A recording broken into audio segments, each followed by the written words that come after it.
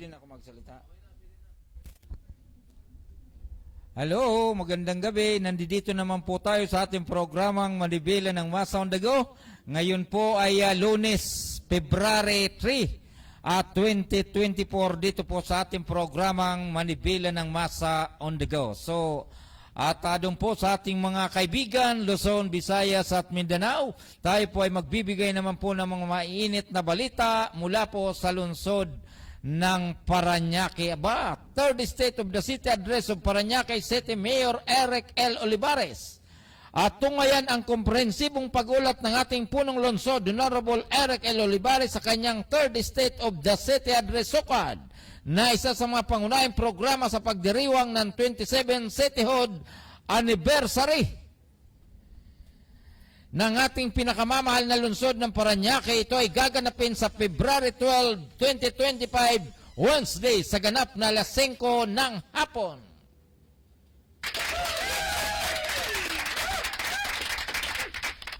Ayan, talaga naman, magkakaroon na po ng 27 Cityhood Anniversary. At isasabay na po yung Third State of the City Address ng ating butihing Mayor Eric L. Olivares sa darating na February 12 naman. Okay, so ito po ay mga balita natin galing pa rin po sa lungsod ng Parañaque sa ilalim ng City Information Office of the City of Parañaque. Tingnan, mga kandidata ng Ginoo at Binibining Parañaque 2025, pinakilala na kasabay ng pagtaas ng watawat ng Pilipinas ngayong Lunes sa Parañaque City Hall Grounds. Opisyal na pinakilala ng lokal na pamahalang lungsod ng Parañaque mga kandidata para sa nalalapit na Ginoo at Binibining Parañaque 2025. Sa pageant competition, ito ay halos may kalahok na 32 mula sa 6 na barangay ng lungsod ang nagpakitang gilas ng kanilang husay at talento. Ang magwawagi sa patimpalak na ito ang magiging opisyal na kinatawa ng lungsod ng Parañaque sa National Pageant Competition naman. Ang Ginoo at Binibining Parañaque 2025 ay kabilang sa mga programa na nakatakda para sa darating na 27th City Anniversary ng lungsod. Ito ay pinamunuan ng Cultural, Historical and Tourism Promotions Division sa ilalim ni Mr. Melquiades Alipuon naman. At ganoon din po, tuloy-tuloy na rin po tayo sa ating mga balita. Galing pa rin po yan sa lungsod ng Parañaque. Ngayong umaga, flag ceremony highlights. Idinaos ngayong araw ng Lunes ang regular na pagtaas ng watawat sa Parañaque City Hall Grounds, kung saan ito ay pinangasiwa ng Office of the City Treasurers sa pangunahan ni Dr. Anthony Pulmano. Sa naturang programa, ibinahagi rin ni Mayor Eric L. Olivares sa mga programang matagumpay na natapos nitong nakaraang linggo, gayon din ang mga aktibidad na inihanda ng lokal na pamahalang lungsod ng Parañaque sa publiko para sa nalalapit na pagdiriwang na ika-27 paggunita ng anibersaryo dito po sa lungsod. Kasabay nito, namahagi rin ang pamahalang lungsod sa pamamagitan ng Person with Disability Affairs Office sa panguna ni Dr. Sabas de Guzman III ng assistive devices sa mga residenteng nangangailangan nito. Dumalo rin sa programa ito sina District 1 Congressman Edwin Olivares at ganoon din po ang ating mga konsyalis ng 1 at 2 distrito sa Makawani at pinuno ng lokal na pamahalang lungsod sa panguna ni City Administrator Attorney Voltaire de la Cruz. Ayan, so doon po sa ating mga kaibigan Luzon, Visayas at Mindanao, ang oras po natin ay ganap ng alas 9:57 ng gabi. Dito lamang po yan sa himpilan ng Parañaque Net Radio Worldwide. At syempre tuloy-tuloy pa rin po tayo. Galing pa rin po ito sa lungsod ng Parañaque. Opisyal ng sasing ceremony ng mga kandidato para sa Ginoo at Binibining Parañaque 2025 ay naging matagumpay. Pinangunahan ngayong linggo ni Mayor Eric L. Olivares ang opisyal sasing ceremony ng mga kandidato para sa papalapit na Ginoo at Binibining Parañaque 2025 sa SM City Sukat, Parañaque City noong nakaraang linggo. Kahapon po ito. At ayon kay Mayor Eric, isa lamang sa Ginoo at Binibining Paranaque 2024 sa mga programa at proyekto na nagbibigay kasiyahan sa mga residente ng lungsod para sa nalalapit na pagdiriwang ng ika-27 ng cityhood anniversary ng lungsod ng Paranaque. Kasama ring dumalo sa programa ang mga konsyel sa pumunuan ng mga barangay ng una at ikalawang distrito, ganun din sa ika-16 na Sangguniang Kabataan Councils. Ang programang ito ay pinamunuan ng Cultural, Historical and Tourism Promotion Division sa ilalim ni Mr. Melquadis Alipoon. Nakadak naman ipinakita ng bawat kandidato ang kanilang talento sa nalalapit na talent presentation sa February 5, 2025 sa Ayala Malls, Manila Bay, habang ang Coronation Night naman ay isasagawa sa February 8, 2025 dyan po sa lugar ng Parcal, Isiana City. Dito pa rin po yan sa lungsod ng Paranaque.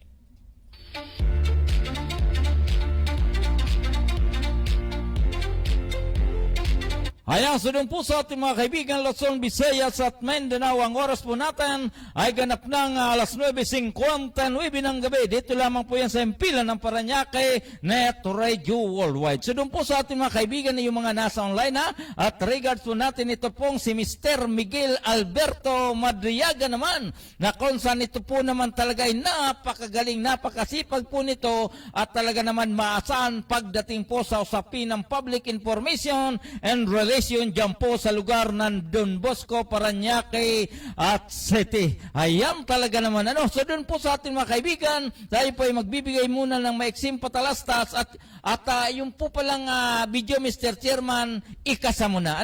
Ang video po na ito ay kanina lamang umaga na kung saan ito po ay isinagawa dyan po sa lugar ng City Hall, lungsod ng Paranaque. Mr. Chairman, ekasa mo na.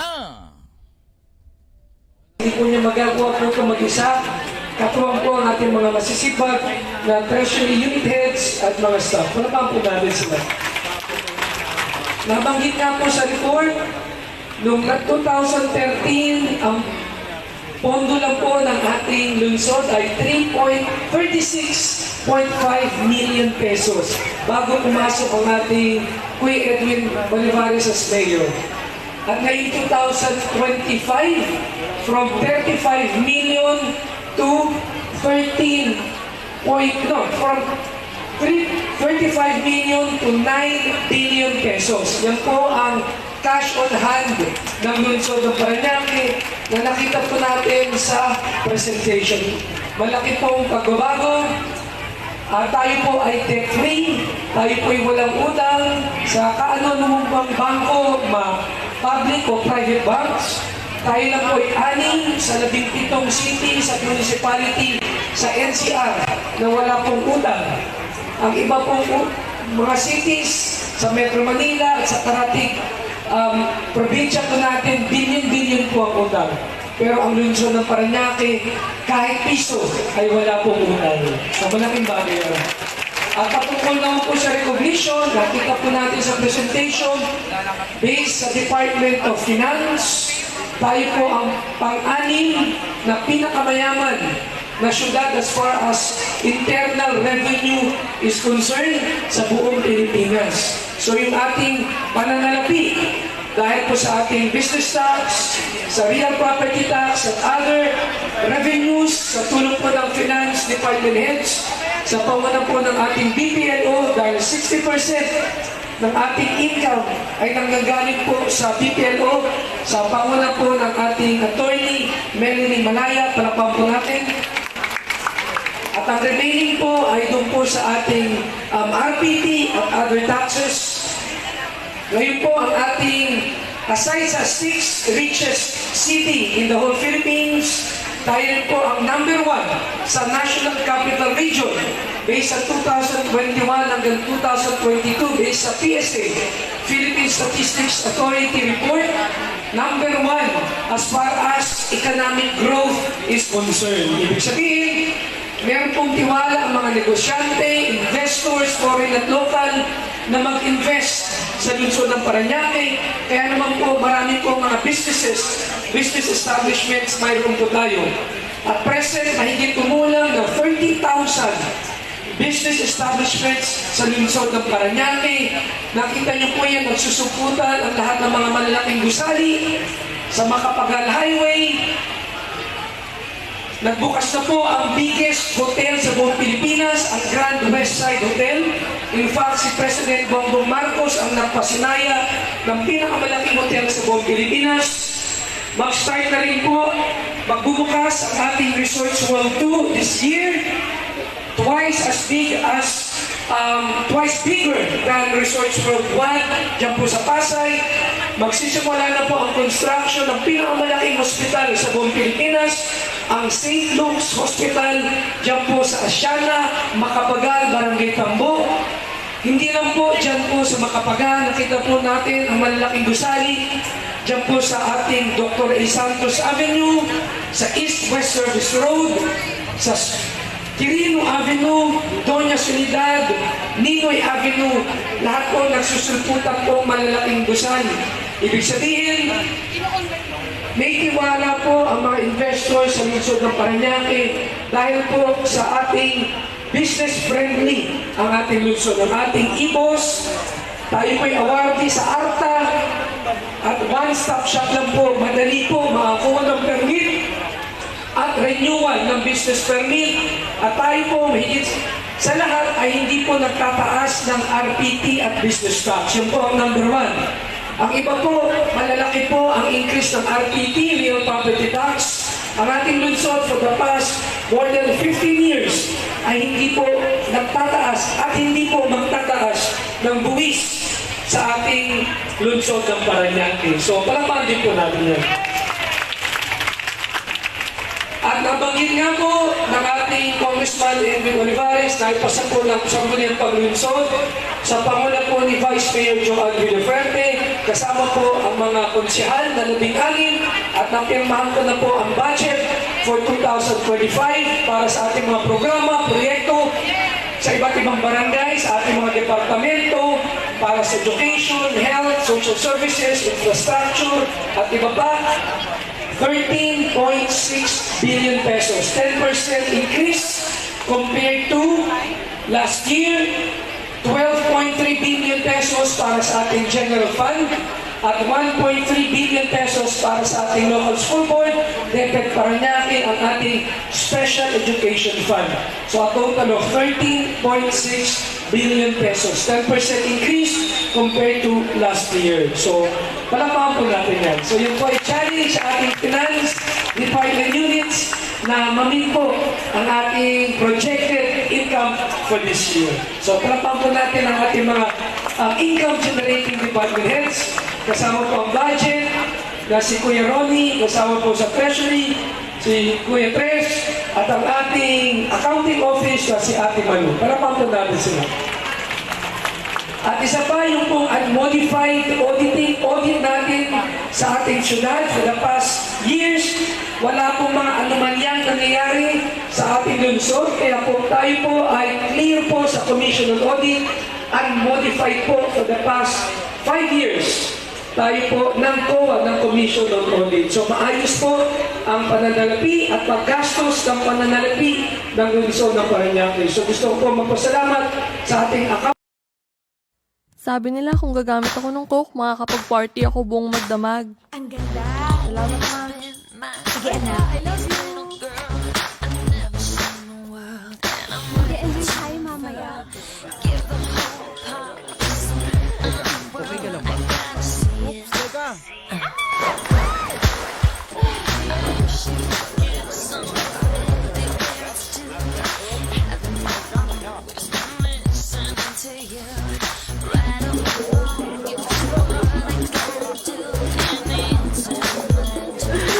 Sige na, girl. Bilis. Buksan mo na to. Ayoko.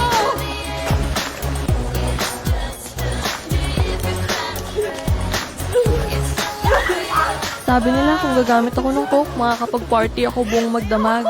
Nagsinungaling sila. Alamin ang katotohanan tungkol sa cocaine. Mamahalin niya raw ako habang buhay kung hihit-hit kami ng crack. Diyan ka lang! Tumahimik ka! Tahimik! Wala tumigil ka sabi. Tama na. Tumulong!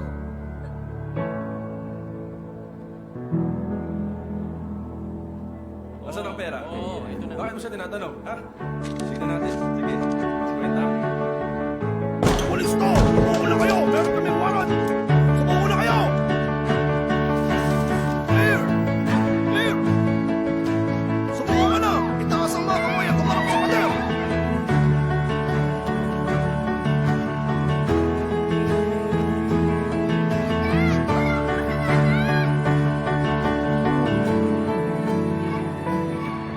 Mamahalin daw niya ako habang buhay kung sasabayan ko siyang humithit ng crack. Nagsinungaling siya. Alamin ang katotohanan tungkol sa crack. drugfreeworld.org. Sabi nila makakatulong ang shabu na makapasa ako sa mga exam.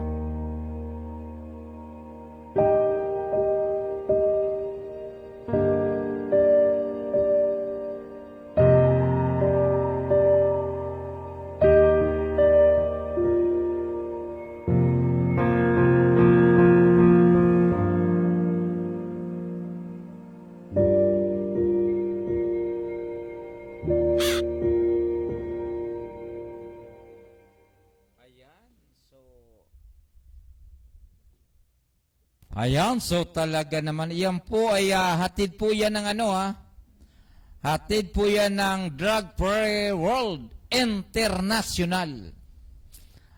Talagang makikita po natin na yung video tila, di ba? May kumukhang doon po sa mga naliligaw ng landas, hanggat maaari, huwag nyo na pong subukan pa. Di ba? Ano nangyari dito sa natin? Mukhang kinakain yung programa natin, okay lang. So, ayan. So, talaga naman, At, yan po, yan po ay hatid po yan ng Drug Free World Philippines. At yung pong ating mga nag-approve ng ating share, ito pong Tatak Bicol, Oragon, the original. Regards ko po kayo. Tatak, Bicol, Oragon, regards ko po kayo. Admin, approve your post, Barangay Moonwalk, regards ko po kayo. At ganoon din po itong B. Proms Paranaque, regards ko po kayo. At ito pong si Sister Esther Esbra. At ito pong si German Policarpio, regards ko po kayo. At ganoon din po itong Oscar Ronyo. At regards ko po kayo. At doon po sa ating mga kaibigan, Luzon, Visayas at Mindanao, tuloy-tuloy na po tayo sa ating mga balita naman. At siyempre galing pa rin po ito sa Public Information Office of the City of Parañaque. Na kung saan tuloy-tuloy na po tayo maghahatid ng balita. At kanina po ay naghatid ng napakaganda pong ulat ang City Treasurer's Office sa pamuno po nitong butihing treasurer naman na ito pong si Dr. Anthony Pulmano ng lungsod ng Parañaque. At siyempre, ang ating pong mga kasama dyan po sa Public Information at regards po natin, lalong-lalo na po itong si at ito pong kasama natin na ito pong si Nuli Perer na sa kasalukuyan ay naka-online at nanonood sa ating programa ng ating programang Manibela ng Masaw Nago. So regards po natin. At bukas nga pala, multipurpose hall ng Annex 41. San Valley bubuksan kasunod ng selebrasyon ng Parañaque City Hall. Tunay na kabang-abang ang mga programa para sa 27 Parañaque City Hall Anniversary na pinagmamalaking inihahandog ng Parañaque City Government Mayor Eric L. Olivares at Congressman Edwin Olivares ang pagbabasbas ng multipurpose ng Annex 41 Barangay San Valley, Parañaque City. Bukas po ito sa ganap na 5 ng hapon, February 4. Ayan, talaga naman. At kanina po,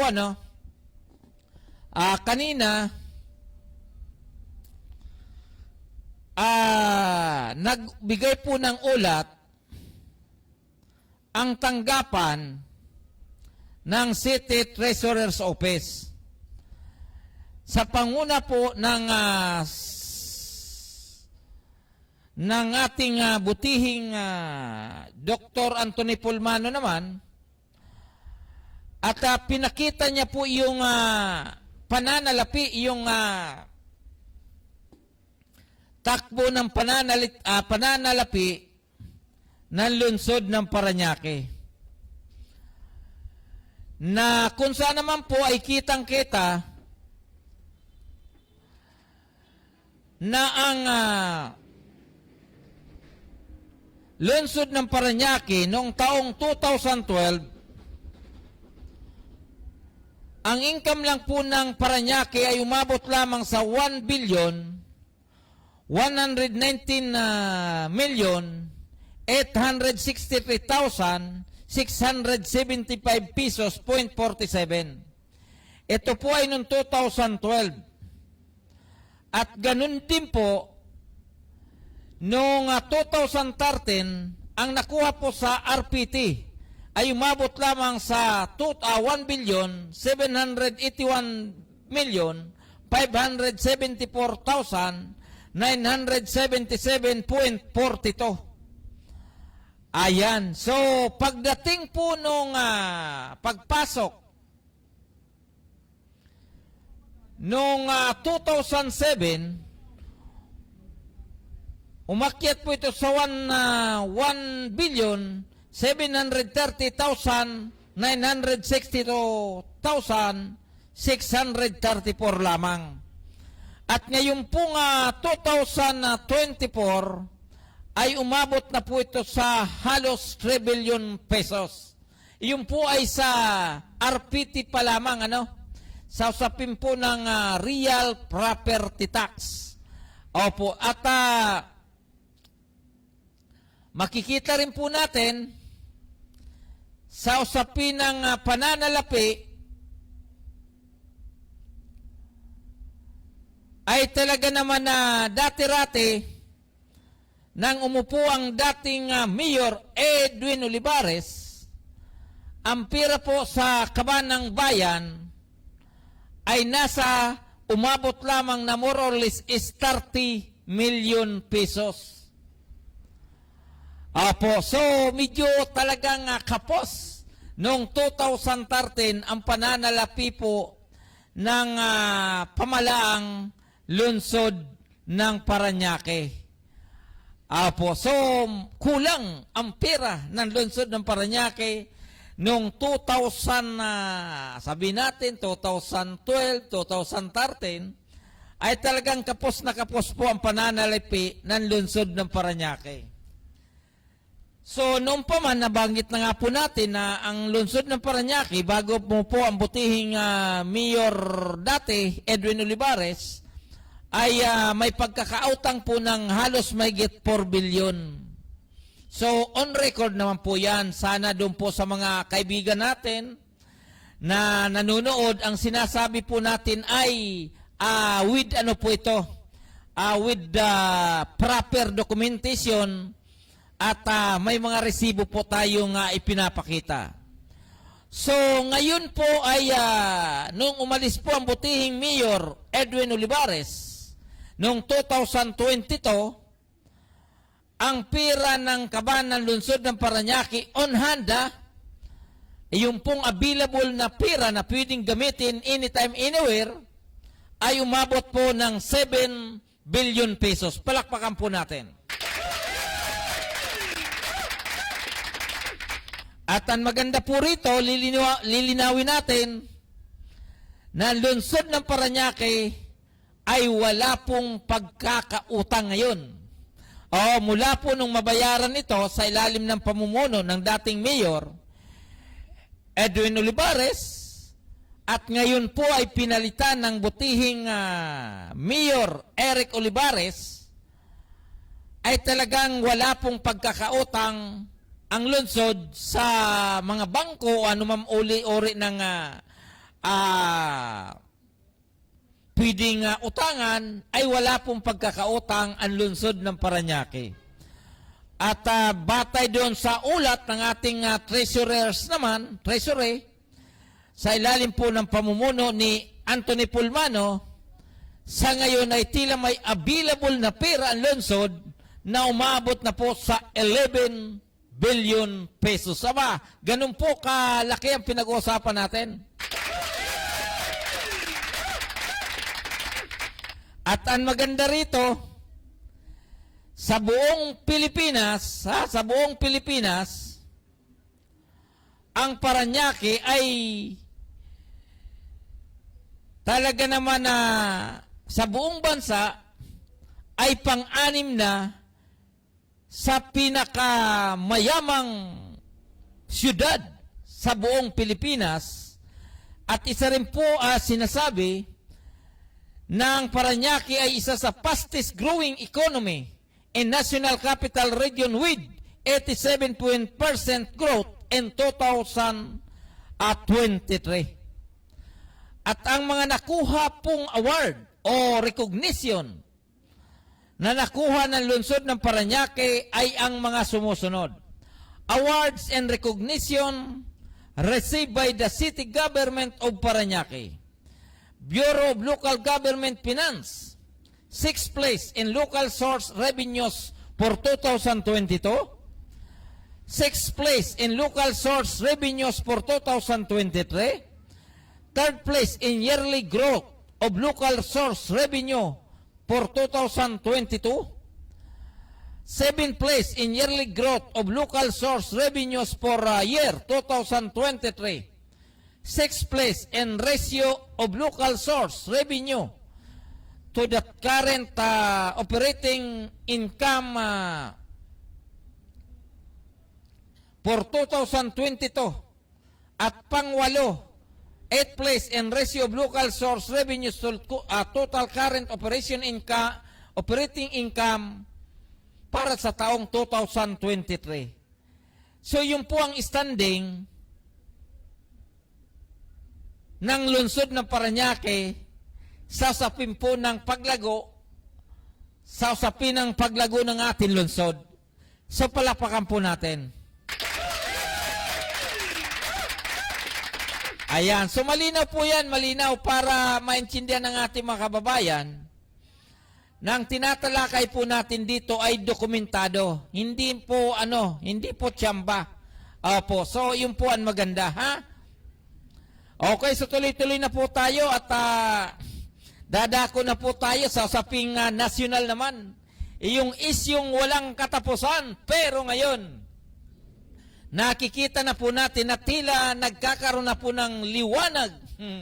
Nagkakaroon na po ng linaw na sa pamagitan po ng ginagawang pagsusumikap ng ating national government naman sa pamuno ng ating butihing Presidente Ferdinand Bongbong Marcos, bagamat tayo po ay nagkakanda windang-windang, ay nagi pong epektibo yung pong pamamaraan ng Department of Agriculture tungkol po doon sa pagpoproklama ng tinatawag na food emergency. Di ba? Dahil yung pong presyon ng bigas, dati-rati pumupunta po tayo sa mga palengke, may 65, may 64, may 60, ganyan po nagiging presyuhan. At di ba, naalala ninyo na ito po ay ikinasa ikinasa po nung Department of Finance, yung pong sa usapin ng pagbaba ng taripa sana ng bigas, mula po doon sa 35% ay binaba po nila sa 15% para yung presyo ng bigas ay bumaba. But unfortunately, ito po ay epektibo sana nung last year, September, but pagpasok ng January 2025, ay wala pong nangyari.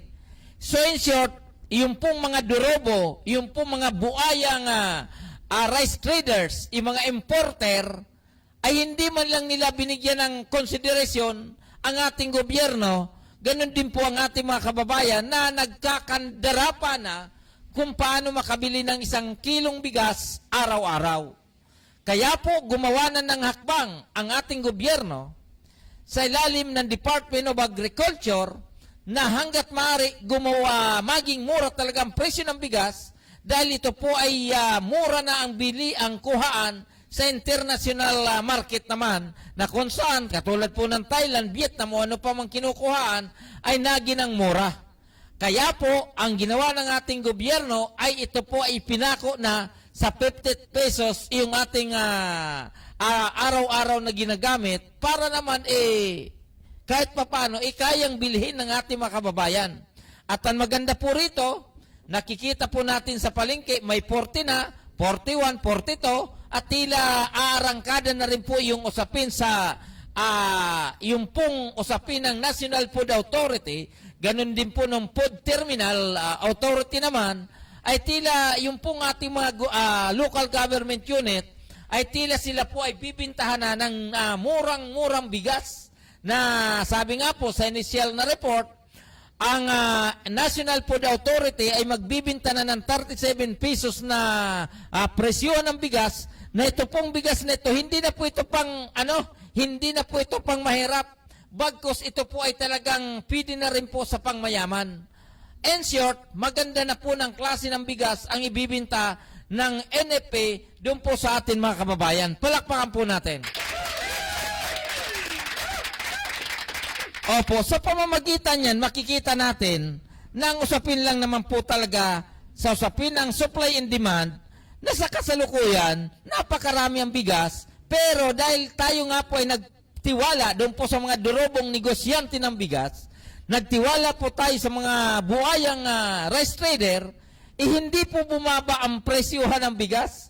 In short, ang gobyerno pa rin po talaga ang kailangan mag-isip kung paano makakatulong doon po sa ating mga kababayan dahil ito naman po talaga ang kailangan. Opo, ngayon sa pagbaba po ng presyo ng bigas, umaangal na naman po yung mga negosyante naman ng bigas. Oo, di ba?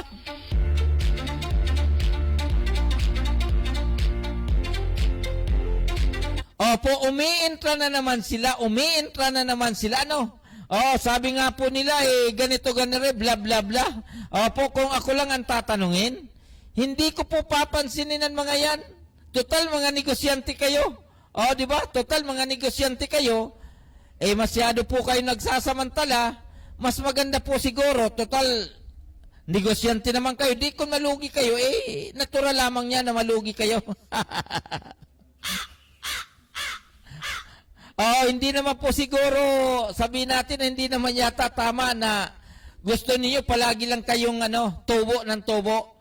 Hindi naman po siguro niya na, kaya sa ating gobyerno, bagamat nagkakandawindang-wingdan na, katulad dyan po sa Congress, sa Office of the President, ganun din po sa usapin ng General Appropriation Act for 2025, na tila sila ay umuulan talaga, inuulan, at least sana tayo ay magkaisa pa rin na suportahan natin ang ating Pangulong Ferdinand Marcos, di ba?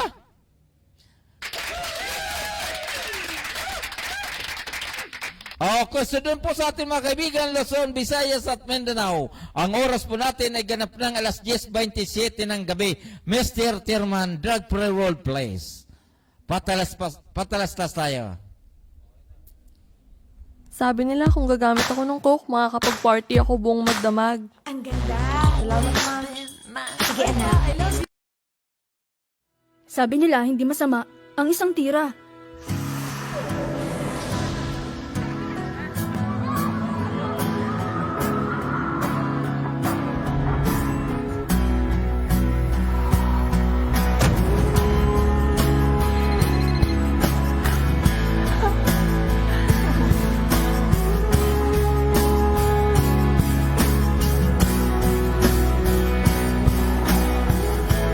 Sabi nila hindi naman masama ang isang tira.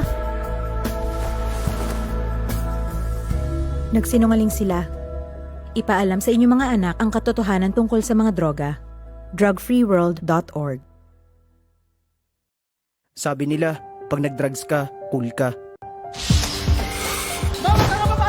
Nagtanong lang ako. Tumigil ka nga ba? Huwag mo ako sabihan tumigil. Tatanong mo ako! Bumalik ka dito, anak! Sabihin mo sa mukha ko, pare! Ha? Ano? Ha? Hoy, ano ba problema mo? Bahala na nga kayo!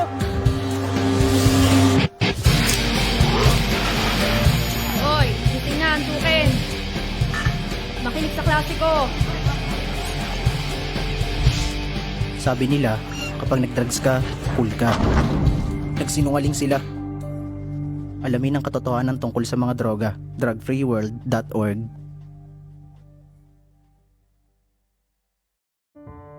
Sabi nila, ang heroin ang pinakamasarap na high na mararamdaman ko.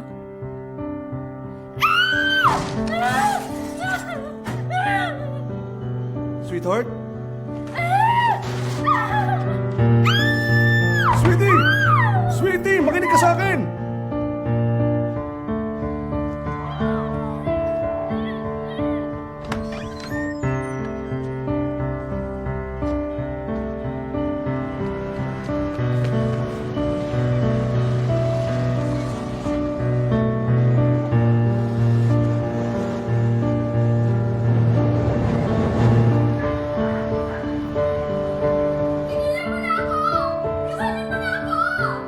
Sabi nila, ang heroin ang pinakamasarap na high na mararamdaman ko. Nagsinungaling sila. Alamin ang katotohanan tungkol sa heroin. drugfreeworld.org. Ayan. So yan po ay galing sa Drug Free World International. Ha? So yun po ay complement to kay Mr. Ewan Laird naman, ano? At doon po sa ating mga kaibigan, pinapalabas po natin yan dahil gusto po natin ipaalam sa ating mga kababayan na talagang ang droga ay hindi po nakakatulong sa ating katawan. Bagkos, tayo po ay bibit-bitin to sa kapamakan. So bago po tayo magpatuloy, regards po natin, ito po si Mr. Nuli Clopino Ferrer ng Public Information Office of the City of Parañaque at saka yung pong ating mga kaibigan na diyan po sa lugar ng Tigaon, regards ko po kayo at ganoon din po itong batch 87 natin, ano? At regards ko po kayo at ganoon din po yung ating kaibigan diyan po sa lugar ng Cavite City, sila Elsa Obispo. At ang ating pong mga kasama dyan sa lugar ng Cavite, regards ko po kayo. At ganoon din po sila Tin Gonzales, sila Joey Solante, sila Vicky, regards ko po kayo. At ganoon din po sa ating mga kaibigan dito po sa Metro Manila. At ganoon din, at siyempre regards po natin itong si Janet Pascualatam na sa kasalukuyan ay nasa online. Magandang gabi po sa inyong lahat.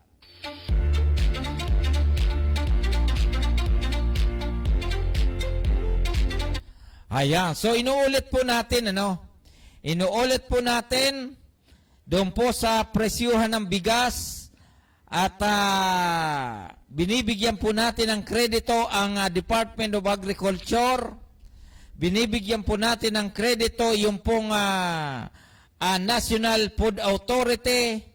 Binibigyan po natin ng kredito yung Food Terminal Corporation naman. At ganoon din po yung Office of the President sa panguna po ni Pangulong Ferdinand Marcos dahil sila po ay gumagawa naman talaga ng paraan para po bumaba ang presyo ng bigas. Sana tuloy-tuloy na po ito. Ano? Sana tuloy-tuloy na po ito. At ayaw po natin masyadong idiin ang usapin sa nangyayari sa ating gobyerno dahil katulad po nung nag-viral doon po sa lugar ng Surigao, yung pong nagpapakilala na sila daw po ay mga indigenous people na kung saan ay talagang yung pong mga establishmento dyan po sa Surigao ay pinagsasara na dahil nga po sa kanilang hindi mo malaman kung saan galing ang kanilang galing. Hindi mo alam kung saan galing ang kanilang pinagsasabi. Di ba? So mabigat po yan, ha? Regards po natin ang ating mga kaibigan, yung po mga nasa online. Ito pong si John Bert Manalo. Regards ko po kayo. So ganun po, at bukas, pangalawa, tayo po ay muling iikot diyan po sa mga palengke Diyan po sa lugar ng Pasay, Las Piñas, Muntinlupa, isama na po natin ang lungsod ng Parañaque para matuwa naman po tayo kapag tayo ay mag-ikot na yung mga presyuhan ng bigas ay may makikita ka ng 40 pesos, 41, 42 o kaya magkatsimpo tayo ng 30, ng 38. So talagang good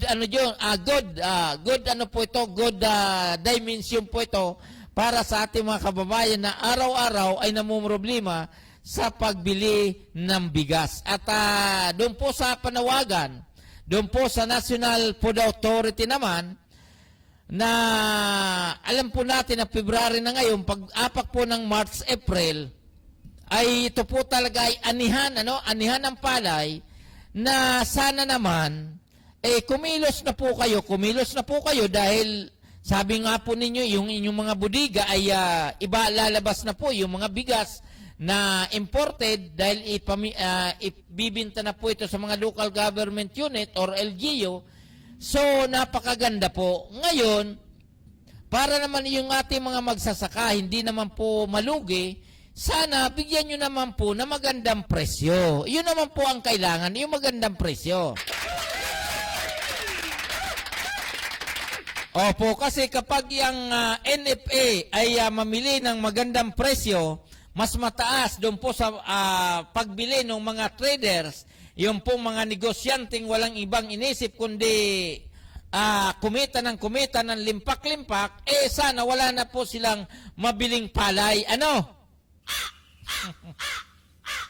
Sana wala na po silang mabiling palay para hindi na sila hindi na sila maghording.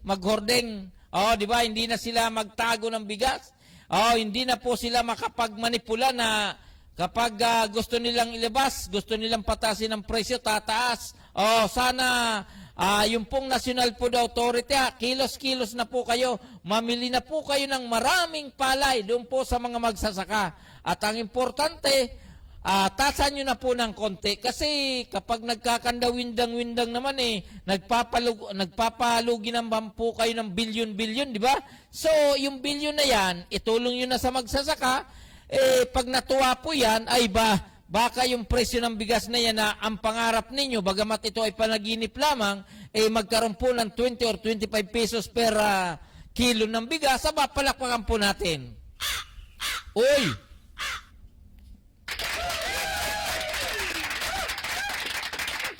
Yun naman po ay pangarap lamang baka sakali. Di ba? Kapag mangyari yan, so tayo naman ay mahigit 3 taon na lang natitira ang panunungkulan ng ating Ferdinand Marcos. Bakit hindi na lang natin kasi na suportahan na lang siya? Wag na po yung maagang pamumulitika sa kampo ni Duterte, sa kampo ni Sara, doon po sa mga kaalyado nila. So, hindi naman tayo nangangaral, matatanda na kayo, bahala na kayo sa buhay nyo. Kasi kaya nanalo naman si Ferdinand Marcos Jr. dahil naman sa dahil sa tulong naman ng kampo ni sa kampo ni Sara Duterte. Ngayon, kayo na po ang tila mahigpit na magkaaway sa usapin ng politika. Kaya yung po mga Pilipino, kung ibinoto nyo ba si Manay Lini, baka walang away-away na ganun. Kasi si Manay Lini, wala pong ayaw niyang makipag-away ng ganyang dahil kayo naman ay halal ng taong bayan. Wala naman dun sa inyong plataforma na kapag kayo ay manalo, atakihin nyo si Sara Duterte. Wala naman sa plataforma na kapag manalo si Sara, atakihin nyo na po si Pangulong Ferdinand Marcos. Wala naman ganun Pagkatapos, yung pong ating Kongreso, bagamat mga congressman yan, mga honorable yan, ang problema, yung pong investigasyon, wala na pong katapusan. Wala na pong katapusan na mahirap dito, mabuti kung yung mga nag-imbestiga naman, mga dating mga abogado o kaya mga dating judge o kaya mga dating retired justice. Ang problema, yung po nga committee ng Quadcom, ay tila ang expertise po nila ay mag-artista. O yung iba po ay nagtuturo. At yung iba naman po ay tila galing naman sa men in uniform, magaling naman po siya, kaya lang sa usapin ng Kongreso, siyempre ang pinag-uusapan po diyan usapin ng batas. Di ba? Sa usapin po ng batas, dapat doon po kayo tumutok, hindi po sa investigasyon. Pwede ba 'yon? Opo, kasi kapag ang Kongreso, pinairal niyo po ang investigaroon. Pagdating po niyan sa dulo, sayang ang ibinoto sa inyo ng taong bayan dahil hindi niyo na po nagagampanan bilang tagagawa ng batas, bagkos kayo po ay tagasira ng taong bayan. Di ba kasi, bakit naman kasi may NBI, may DOJ, may PNP. Di ba bakit hindi nyo na lang ipaubaya yan sa korte? Paulit-ulit tayo. Di ba kapag hindi sa iyo sumunod, patitirahin ka dyan sa loob ng Kongreso. Patitirahin ka sa loob ng Senado. Di ba wala naman sa inyo ang burden of tawag nito yung desisyon o yung di ba? Wala naman sa inyo yung final decision kung nagkasala yung tao o hindi. Di ba? Ang nangyayari, pinapahiya nyo yung tao, ginigisa nyo na parang gisa ng itlog. Pinipilit ninyo, kapag hindi sumasang-ayon sa inyo, contempt. Kaya, talaga naman, hindi ko na-type yung takbo ng usapin sa Kongreso. Puro investigasyon na lang ang nangyayari. So, hindi na po maganda yan. Tingnan ninyo. Di ba? Rally dito, rally doon. Away dito, away doon. Di ba? So, malungkot ang nangyayari sa ang sitwasyon ngayon sa ating gobyerno. At ang problema nga, yung mga usapin yung mga tunay na kalaban, sa usapin sa West Philippines, hindi na natin na tututukan dahil nga sa yung local na issue, yung sa usapin ng politika ang nangingibabaw. Actually, ako po sana naaawa din dito kay Alam mo kung bakit? Naawa din po ako sa pinaglalaban itong ito pong si Speaker Romualdez, dahil siya po ay pupunta sa kontrobersyal dahil po doon sa usapin ng AKAP, yung tinatawag na assistant para sa Kaposkita program, ito pong AKAP, na kung saan ipinaglalaban niya na dapat bigyan ng suporta yung ating mga kababayan na walang trabaho, kapos ngayong kita. Pero ang problema nga, inuulit natin, so batay na rin po sa mga ulat sa report, na yung tupong AKAP, hindi po talaga di umano nabibigyan yung nararapat. Bagkus, nabibigay po ito doon sa mga kamag-anak lamang. Bagkus, ito po ay napupunta lamang si Malakas kay Kagawad. Yung po ang mahirap doon, yung malakas kay Kagawad,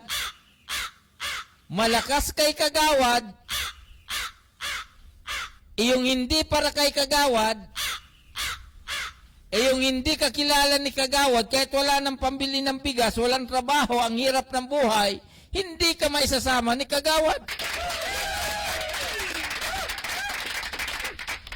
So yung po ang mabigat doon sa usapin ng AKAP. Ang atin lamang naman, total tulong yan. Siyempre, malaking bagay po yan. Kaya lang sana, hindi lang po ito pang Kagawad.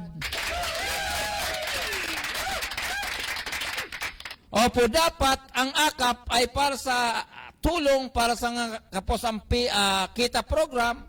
Ganon din po doon sa ating mga kababayan na ibrinawin din, nakikita natin sa lansangan na doon po sila naglalagi, doon na sila natutulog, doon na sila, sabi nga natin, doon na sila nabubuhay sa pamamagitan ng panghingi-hingi. Sa totoo lang, kung may iba naman ang mapagkukunan yan, palagay ko hindi naman tatagal sa ganung sa ganung pamamaraan, ganung hanap buhay. Ganun din po makikita natin, yung pong mga nagbabasura, yung pong mga namumulasi.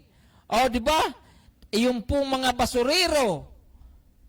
Di ba? Dapat sana yung po ay bigyan ng pansin ng ating DSWD. Na sana sila po ang maging pangunahin diyan po sa usapin ng IX, AKAP. Opo, kasi sila naman po talagang tunay na nangangailangan. Inuulit natin. Opo, hindi po yung mga makikita po natin, hindi po yung palaging katabi ni Kagawad. Opo, hindi po pwede yung nakikita natin na palaging nasa bingguhan. At sana hindi po yung palagi natin nakikita na nandoon sa tungitan. Di ba? Kasi kawawa naman po yung mga taong hindi nagkakaroon ng trabaho kasi kulang ngayong pinag-aralan. Una, paano ka makakapag-apply ng trabaho dahil napakaraming requirements hinihingi. Opo, kaya pagdating naman sa AKAP, ganun din. Hindi rin po sila nakakakuha kasi wala rin po silang matinong ID, naloko na. Di ba? So, makikita na lang po natin by documentation Dapat, bigyan na talaga sila ng ID, bigyan sila ng At saka, naman po yan ng DSWD o kaya ng CSWD na supposed to be, dapat, yun naman po talagang dapat bigyan ng ating gobyerno. Opo, hindi po yung kakilala lang ni Kagawad, mahirap naman po yan. Di ba? So, mahirap po yan. Sana maging fair po tayo sa binibigyan po natin ng tulong dahil yun naman po talaga ang kailangan. Maging klaro natin. Okay, so talaga naman gabi na tayo nandito pa. Ang oras po natin ay ganap ng alas 10:45 ng gabi. Mr. Chairman, Patalastas, please. Drug Prayer World. Sabi nila, kung maglalasing ako, magiging tunay na lalaki ako.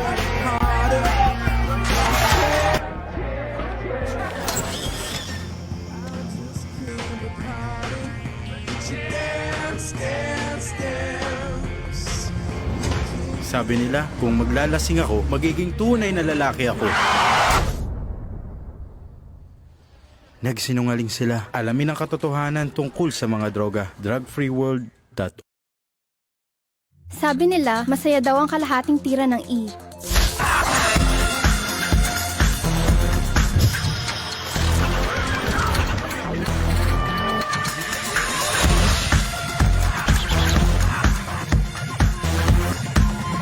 Sabi nila, masaya daw ang kalahating tira ng E. Nagsinungaling sila. Alamin ang katotohanan tungkol sa mga droga. Drugfreeworld.org.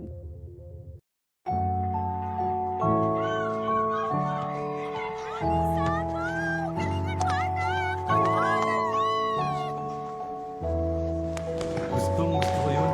Pinagmamalaki ko talaga siya. Hello, Dad! Sabi nila, baliwala lamang ang pagsinghot ng rugby. Nagsinungaling sila. Alamin ang katotohanan tungkol sa mga droga. Drugfreeworld.org. Yan. Okay na? Okay. Okay.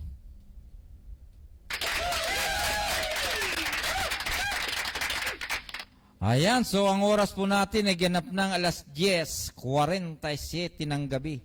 Ngayon po ay Lunes, February 3.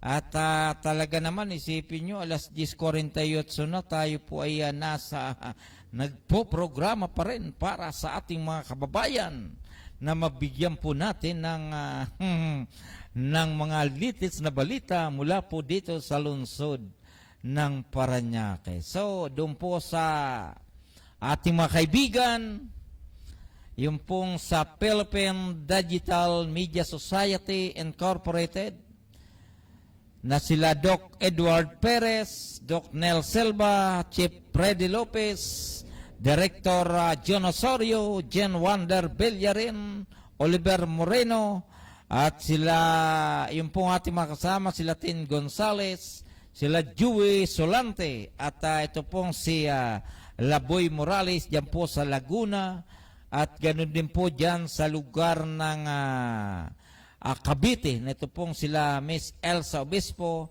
Regards ko po kayo, ha. At batid ko po na sa kasalukuyan tayo ay ongoing pa lamang. At inaayos pa nga po natin ang ating studio. Sana bukas pangalawa ay tayo ay magkakasama-sama dito po sa Paranaque Net Radio Worldwide. So, yung pong ating kaibigan naman na si Tino Castrense, diyan po sa lugar ng Sambali, tila siya po ay nagdadalamhati. Kami po ay buong pusong nakikiramay sa iyo sa inyong dalamhati.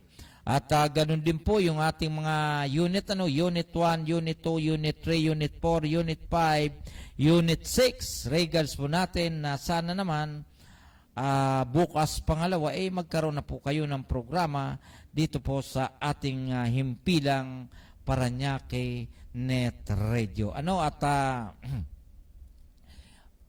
Inuulit po natin, inuulit po natin na yung pong ating mga kababayan, sinasabi nga po natin na hanggat maaari, ngayon po ay 2025 midterm election, napakarami naman pong mag-iikot sa atin para hingiin po ang ating sagradong boto.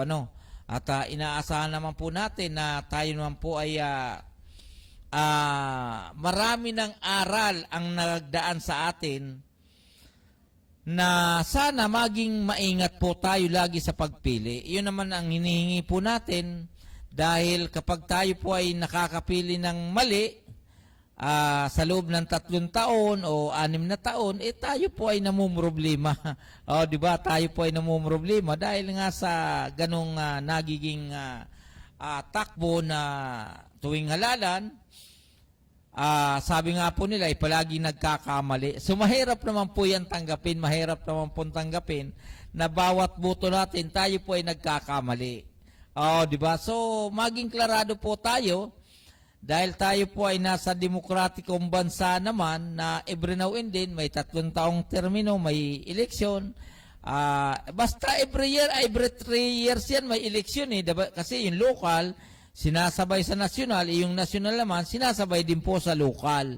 Bagamat ang sa local is 3 years lang po yun, pero pagdating naman sa nasyonal, katulad po ng party list, senador, vice president, at gano'n din po yung presidente, ang kanila pong termino ay 6 lamang.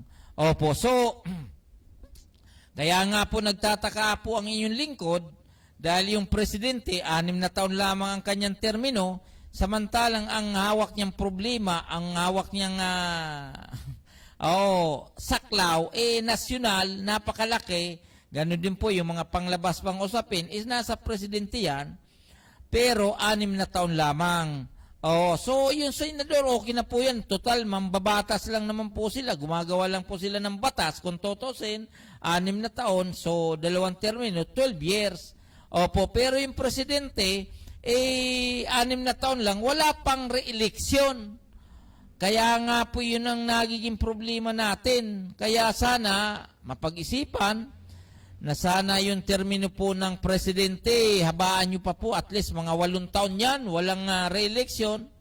So, ang inyo pong lingkod sangayon doon. At ngayon din po, sinasabi ko nga po na ang 3 taong termino naman, sa mga local official, napaka-exi naman, na hanggat maaari, gawin na po itong 5 taon. Huwag na po yung 3. Nakakasawa na po kasi yung eleksyon. Di ba? Pagkatapos ng manalo, halimbawa, nag-eleksyon ng May, July, August, pinag-uusapan na naman yung eleksyon, yung sunod na eleksyon, 2028. Katulad ngayon, ang labanan sa nasyonal nila sa Pangulo, sa Vice President, ay 2028 pa. Pero tingnan nyo po ang ginagawa ngayon, ano?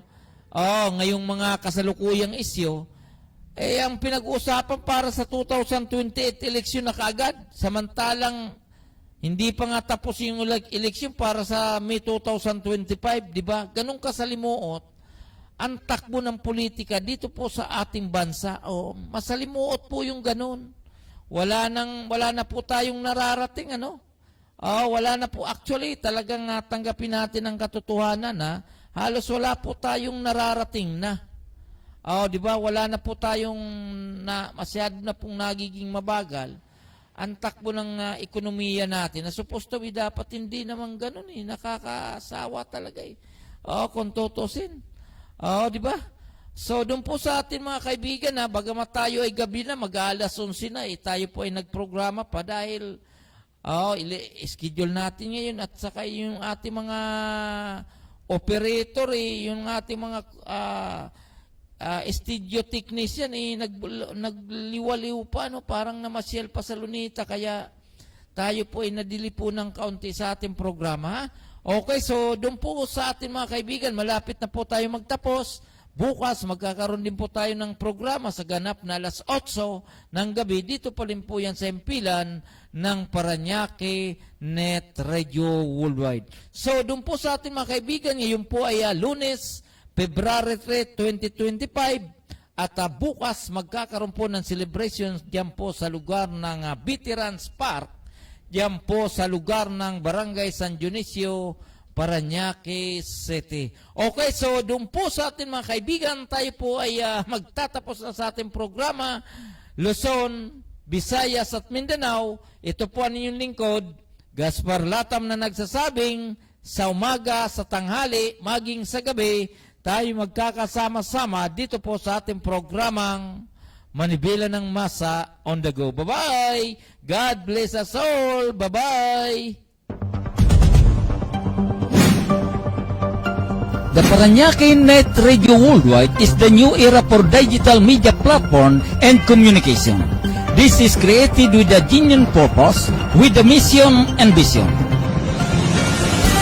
Mission: to promote the responsible reporting and practice of journalism for the city of Parañaque, and the vision is to unify media practitioners with the city of Parañaque for a better standards of journalism and to uplift the responsibility of officers and members as a counterpart of local government unit and the field of mass media. The Parañaque Net Radio Worldwide was established through the crucial determinations between the good and evil, warning to stand as single against the many devil fighting for their own interests. Less than is better than more for the benefits of shiny community and the line of truth, integrity, and honesty.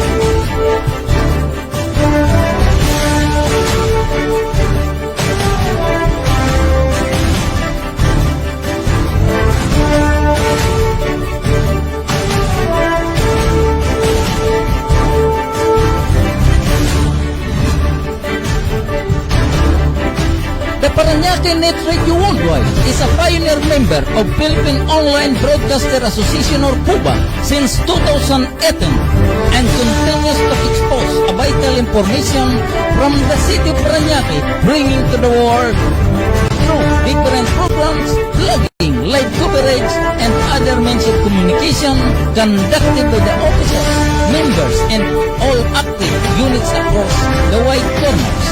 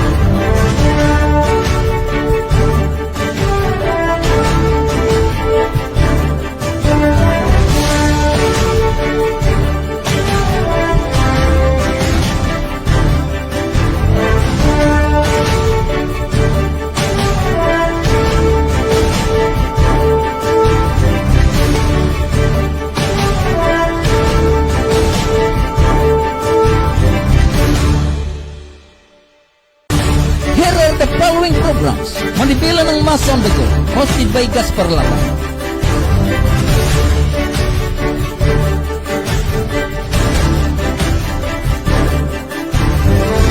Latin Community, hosted by Bishop Gary de los Reyes.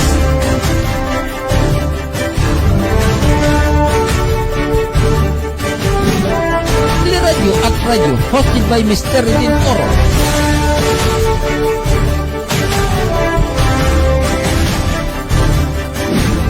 Service, hosted by Professor Jun Matonda. Usapang Kalye, hosted by Radames Jojo Santing. Arreglo, Sanet Radio, hosted by Mr. Rico Arreglo. Directa, hosted by Freddy Lopez.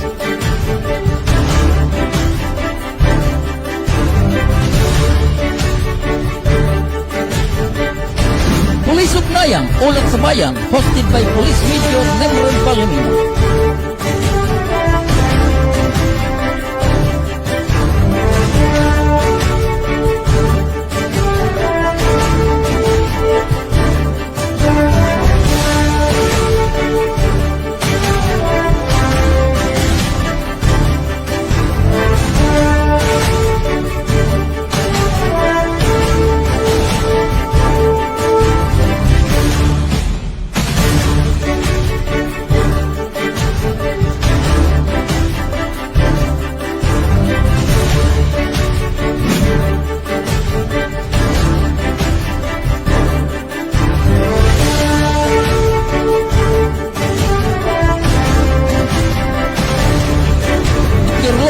Hosted by Gerald Lata.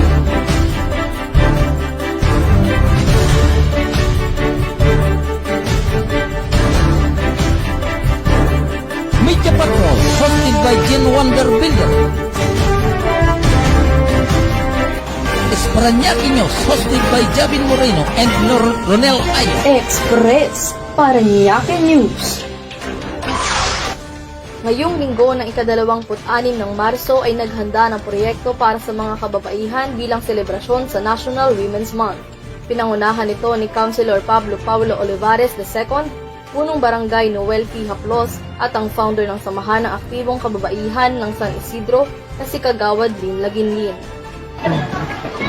Para saan po ito prevented? Ano pong mga benefits sa mga punan ng mga kababaihan para sa dito? Itong event na to para po sa ating mga kababaihan ng San Isidro.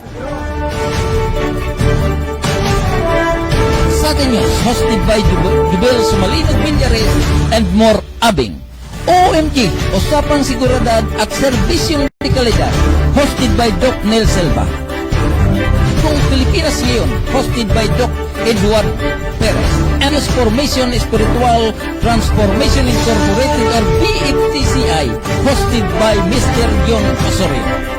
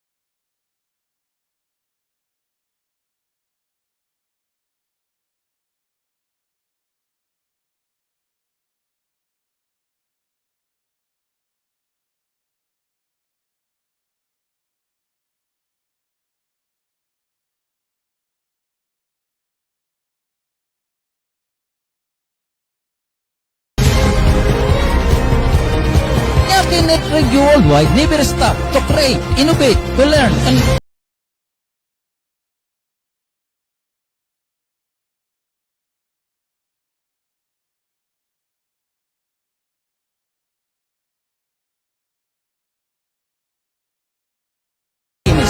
was born and created.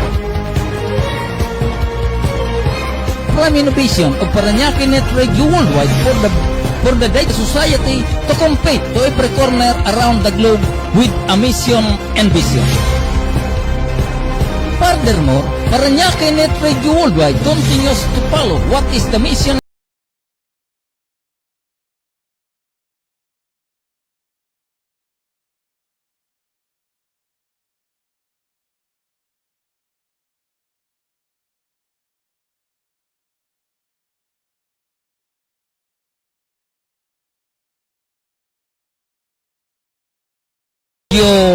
worldwide. Ito po ang ating pong Parañaque Net Radio Worldwide para po sa kanilang ikalimang anibersaryo na pagkatatag dito sa Luzon ng Parañaque. Ito pong media outlet na ito ay malaking tulong po sa atin, lalo sa Luzon ng Parañaque, para ma-disseminate po natin ang lahat ng mga information, ma-disseminate po natin ang lahat ng programa at proyekto dito po sa ating bayan. Isa lang po ang ating layunin, magtulungan po tayo para sa kaunlad at progreso ng Luzon ng Parañaque. Happy 5th anniversary!